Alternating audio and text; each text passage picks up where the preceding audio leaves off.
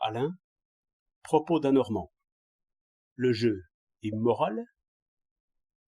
D'où vient que le jeu est considéré comme contraire à la morale? Ce n'est pas facile à savoir. À parler exactement, ce n'est pas le jeu qui est jugé immoral. Des enfants qui jouent aux billes, des hommes qui jouent au bridge, des femmes qui jouent au loto, cela est un spectacle plutôt conforme que contraire aux bonnes mœurs. Pendant qu'ils s'occupent à cela, ils ne font pas de sottises. Et, du reste, il est évident qu'on ne peut pas travailler tout le temps, ni toujours dormir dès qu'on se repose. Deux choses peuvent être dites immorales dans le jeu: l'abus du jeu et la prodigalité dans le jeu. L'abus du jeu peut être un désordre. Un homme qui passe tout son temps à jouer ne produit rien. Il vit donc du travail d'autrui. Les échanges qu'il fait afin de consommer sont des échanges fictifs. Rien n'empêche, au point de vue de la doctrine pure, de le considérer comme un voleur. Disons parasite, si nous avons peur des mots. Seulement, faites-y bien attention. Ce n'est pas le jeu que vous condamnez ici, c'est l'oisiveté. Tous les oisifs jouent, soit aux cartes, soit à l'auto.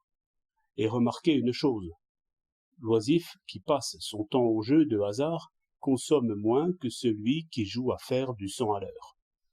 L'un n'use que des cartes et un tapis, l'autre brûle de l'essence, crève des pneus et lime du fer.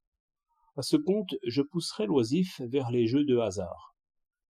Reste la prodigalité par le jeu.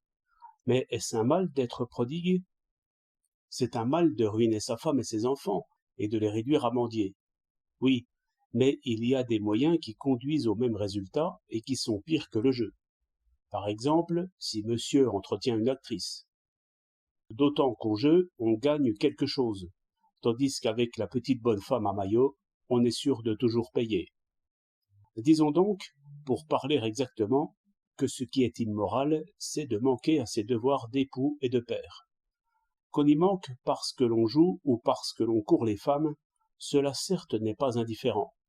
Mais justement, il me semble que, de toutes les manières de manquer à son devoir de producteur ou de chef de famille, le jeu est celle qui aggrave le moins la faute principale.